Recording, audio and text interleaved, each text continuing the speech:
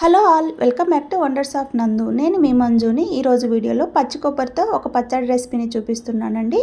ఇంట్లో పచ్చి కొబ్బరి ఉన్నప్పుడు ఇలా ట్రై చేసి చూడండి. ముందుగా పచ్చి కొబ్బరిని వెనకాల ఉన్న బ్రౌన్ కలర్ పార్ట్ అంతా తీసేసి కట్ చేసుకున్నాను. తర్వాత స్టవ్ మీద ప్యాన్ పెట్టేసి 1 స్పూన్ ఆయిల్ వేసుకొని అందులో 1 స్పూన్ శనగపప్పు, 1 స్పూన్ మినప్పప్పు, 1 స్పూన్ ధనియాలు, 1 స్పూన్ జీలకర్ర వేసి వీటిని 2 మినిట్స్ పాటు వేయించుకోండి, కాస్త కలర్ వచ్చేంతవరకు.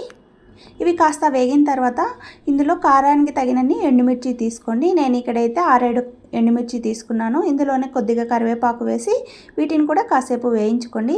ఇవి కాస్త వేగిన తర్వాత ఇందులో మనం ముందుగా కట్ చేసుకున్న పచ్చి కొబ్బరి ముక్కలను వేసి అందులో కొద్దిగా పసుపు వేసి ఒకసారి బాగా మిక్స్ చేసుకొని 2 మినిట్స్ పాటు వేయించుకోండి. పచ్చి కొబ్బరి వేసిన తర్వాత ఎక్కువసేపు వేయించాల్సిన అవసరం లేదు. ఒక 2 మినిట్స్ పాటు వేయించుకుంటే సరిపోతుందండి. ఇప్పుడు స్టవ్ ఆఫ్ చేసి దీన్ని చల్లారి పెట్టుకోవాలి. తర్వాత మిక్సీ జార్లోకి మనం వేయించిన ఈ కొబ్బరి ముక్కలన్నిటిని వేసేసుకొని ఇందులోనే 5-6 వెల్లుల్లి రెబ్బలు, కొద్దిగా చింతపండుని తీసుకొని దీన్ని కోర్స్గా గ్రైండ్ చేసుకోవాలి. ఇందులోనే రుచికి సరిపడినంత ఉప్పును కూడా వేసి కోర్స్గా గ్రైండ్ చేసుకోండి. ఇప్పుడైతే వాటర్ ఏమి యాడ్ చేయలేదండి. ఒకసారి కోర్స్గా గ్రైండ్ చేసుకున్నాక తర్వాత ఒక టీ గ్లాస్ వాటర్ వేసుకొని గ్రైండ్ చేసుకోండి.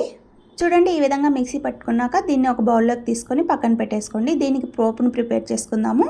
ప్యాన్లో ఆయిల్ వేసి వేడయ్యాక ఇందులో ఆవాలు, శనగపప్పు, మినప్పప్పు, ఎండుమిర్చి, కరివేపాకు వేసుకొని ఇవి మంచిగా వేగిన తర్వాత మనం ముందుగా ప్రిపేర్ చేసి పెట్టుకున్న చట్నీలో వేసుకోండి.